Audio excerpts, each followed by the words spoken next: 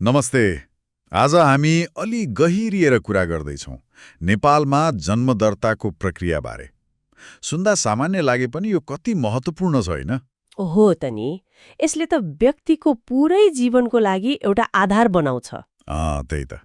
आज हामी यसको सरकारी जानकारी, कानुनी पाटो अनि के गर्नुपर्छ भन्ने सबै कुराहरू केलाउने विचारमा छौँ। ठिक छ। हाम्रो उद्देश्य चाहिँ खासमा यो जन्म दर्ताको कानुनी आधार के हो, प्रक्रिया कस्तो छ, के कागजात चाहिन्छ, कहिलेसम्म गरिसक्नुपर्ने अनि किन यो व्यक्तिको पहिचान, नागरिकता, अरू अधिकारका लागि यति जरुरी छ भन्ने स्पष्ट पार्नु हो।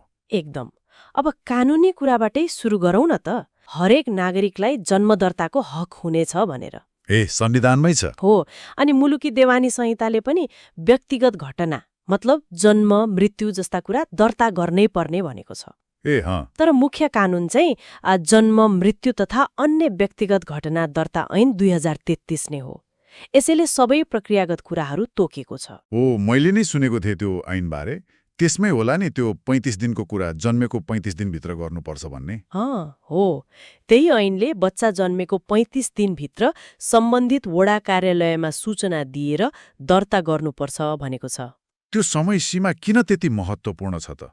35 दिनै किन? एउटा त यो अवधिभित्र दर्ता गर्दा कुनै शुल्क लाग्दैन, निशुल्क हुन्छ। अनि प्रक्रिया पनि एकदम सरल हुन्छ। सजिलो नि। हो। अर्को कुरा राज्यको लागि पनि महत्त्वपूर्ण छ।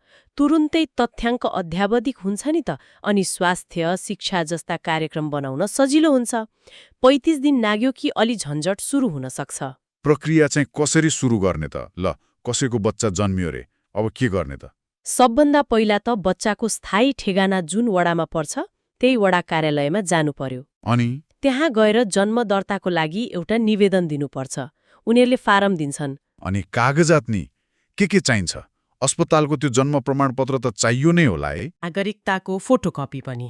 दुवैको? हो, सामान्यतया दुवैको चाहिन्छ। अनि बिहे दर्ता छ भने त्यसको फोटोकपीले झनै सजिलो बनाउँछ।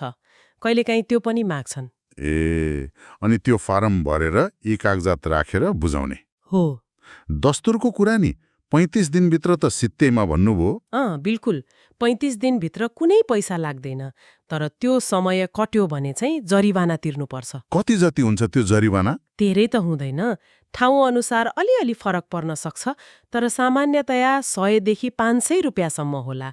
तर यो सानो जरिवाना तिर्नुभन्दा त समयमै दर्ता गराउनु नै बेच्ने होइन र? हो त नि। सबै प्रक्रिया मिलेपछि वडाले जन्म दर्ता प्रमाणपत्र दिन्छ। त्यो त एकदमै महत्त्वपूर्ण कागज हो। त्यो त चाहिने नै भयो। त्यसो भए त 35 दिनभित्रै गरिहाल्नु पर्ने रहेछ। कसैले छुटाएछ भने नि 35 दिन कट्यो भने त्यसलाई ढिलो दर्ता भन्छन् क्या रे? हो, त्यसलाई ढिलो दर्ता भनिन्छ।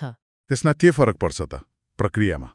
मुख्य फरक भनेको ढिलो किन भयो भनेर कारण खुलाउनु पर्छ, लिखित रूपमा वा मौखिक रूपमा।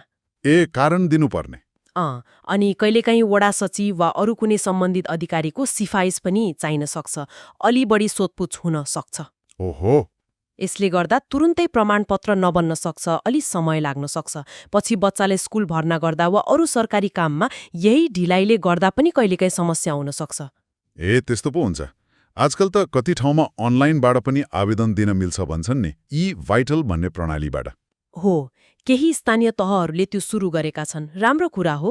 त्यसले कतिको सजिलो बनाएको छ त? निवेदन दिन त पक्कै सजिलो भयो होला, घरबाटै भर्न पाइयो। तर यो सबै ठाउँमा पूर्ण रूपमा लागू भइसकेको छैन जस्तो लाग्छ। अनि फेरि अनलाइन भरे पनि कागजातहरू भेरिफाई गर्न अनि सक्कली प्रमाणपत्र लिन त आखिरमा कार्यालय जानै पर्ने अवस्था हुन सक्छ। भनेपछि प्रविधि आए पनि दौडधुप चाहिँ बाँकी नै छ। अलिअलि त छँदैछ, तर सुधार हुँदैछ।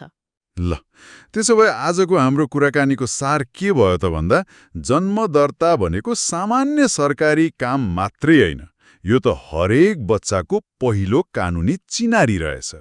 हो। अनि यसलाई समयमै मतलब 35 दिनभित्रै पूरा गर्नु अभिभावकको ठूलो जिम्मेवारी हो। यसले बच्चाको भविष्यका लागि चाहिने शिक्षा, स्वास्थ्य, नागरिकता जस्ता अधिकारको जग बसाल्छ। एकदम सही भन्नुभयो। र जाँदा जाँदा एउटा कुरा सोचौँ न त, हामीले यो जन्म दर्तालाई एउटा सामान्य प्रशासनिक काम मात्रै सोच्छौँ होला। तर यसले वास्तवमा एकजना मान्छेको पढ्ने अवसर, राम्रो स्वास्थ्य सेवा पाउने कि नपाउने भन्ने कुरा, सामाजिक सुरक्षा पाउने सम्भावना अनि उसको पुरै भविष्यलाई कसरी असर पार्छ होला? गहिरो प्रश्न छ। समयमै दर्ता गर्नु कानुनी कुरा त भयो नै, तर यो सामाजिक रूपमा कति महत्त्वपूर्ण छ, यसले व्यक्तिको जीवनको गोरेटोलाई नै कसरी फरक पार्न सक्छ, यो कुरा विचार गर्न लायक छ जस्तो लाग्छ मलाई।